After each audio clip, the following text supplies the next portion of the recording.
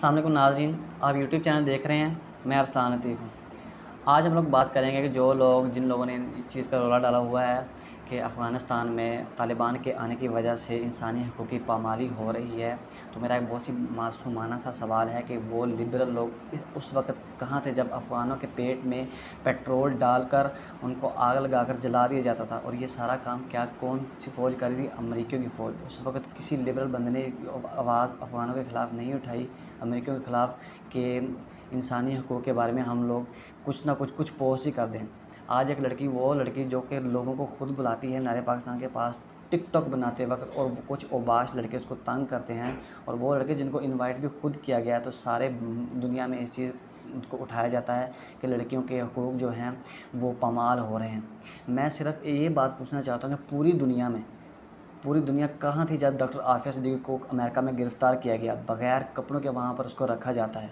वहाँ पर एक जेल है जिसका नाम गुआंतनामो है। उस जेल का क्राइटेरिया ये है कि एक बहुत ही छोटी सी प्लेस है। उस प्लेस में होता क्या है कि आप ठीक तरीके से ना तो लेट सकते हैं, आप ठीक तरीके से ना तो बैठ सकते हैं। उस प्लेस पर सीन ये होता है कि आपने एक 4x4 की जगह पर आपने सोना भी वहीं पर है, आपने खाना भी वहीं पर है, और आपका वॉशरूम भी वही जगह होती है। लेकिन उस चीज़ के बारे में ना कभी पाकिस्तानी मीडिया पर कभी बात हुई, ना कभी इंडियन मीडिया पर, और ना ही अमेरिकन जो कि इंसानी हकूक़ के अलमबरदार और इंसानी हकूक़ के ठेकेदार समझते हैं।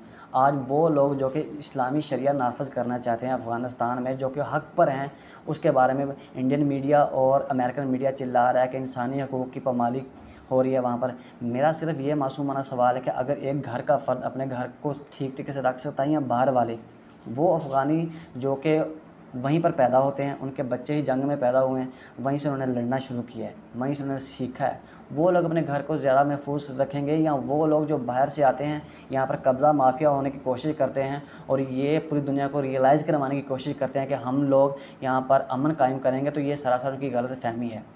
Being a Muslim it is our duty कि इस्लामी शरीयत को हर जगह पर नाफिज़ होना चाहिए। मिसाल के तौर पर अगर पाकिस्तान के अंदर ये कानून नाफिज़ हो जाए कि जो लोग ज़िना करते हैं उनको संसार कर दिया जाएगा, तो ये ज़िना का कॉन्सेप्ट ही नहीं होगा।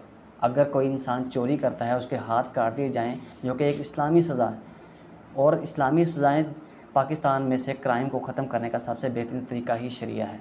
और वो लोग इस चीज़ को जब इम्प्लीमेंट करने की कोशिश कर रहे हैं, तो यहाँ पर जो खूनी लिबरल्स हैं वो समझते हैं कि इंसानी हक़ूक़ की पामाली हो रही है।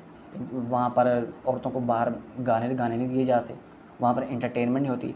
भाई पाकिस्तान में एंटरटेनमेंट करके आपने क्या कर लिया है? पहले आप खुद लोगों को बुलाते हो नारे पाकिस्तान पर, फिर वो आपके साथ बदतमीज़ी करते हैं। जब वो बदतमीज़ी कर रहे हैं तो कहते हैं कि यहाँ पर इंसानी हक़ूक़ की पामाली हो रही है।